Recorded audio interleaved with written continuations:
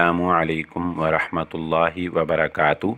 आपने सवाल किया है कि क्या ये बेहतर है कि घर में सलातुत तरावी पढ़ते हुए जो ज़ुबानी जितना याद है उतना पढ़ा जाए, या ये कि मुसहफ़ से देख कर जो है वो ज़्यादा से ज़्यादा कुरान पढ़ा जाए। देखिए, आजकल कोरोना वायरस की वजह से घरों में नमाज़ें वग़ैरह और सलातुत तरावी का बिलख़ुसूस एहतमाम किया जा रहा है, और आम तौर पे लोगों को ज़्यादा कुरान याद नहीं होता, 2-4 सूरतें आखिरी याद होती हैं।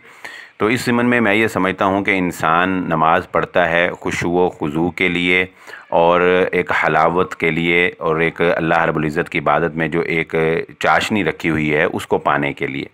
तो हर इंसान को अपने तबा के मुताबिक फ़ैसला करना चाहिए। अगर उसको इस तरह ज़्यादा मज़ा आता है इबादत का कि वो ज़ुबानी पढ़े, चाहे वो चंद सूरतें ही पढ़े, तो उसको इस तरह ही पढ़ना चाहिए, और ज़ाहिर है ये असल तरीका है।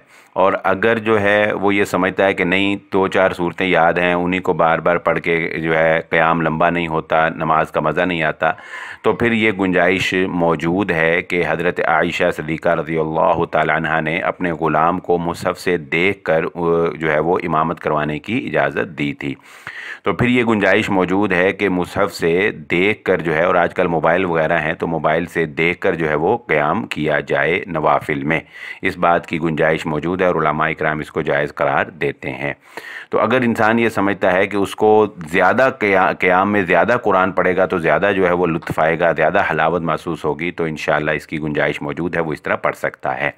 तो ख़ुलासा गुफ्तगू ये है कि इंसान अपने मिजाज को देखते हुए जो इबादत की हलावत है, खुशू व खुज़ू है, उसको कायम रखने के लिए दोनों सूरतों में से जो सूरत उसको ज़्यादा जो है वो हलावत देती है उसको इख्तियार कर ले, इंशाअल्लाह वो दुरुस्त होगा। वल्लाहु आलम।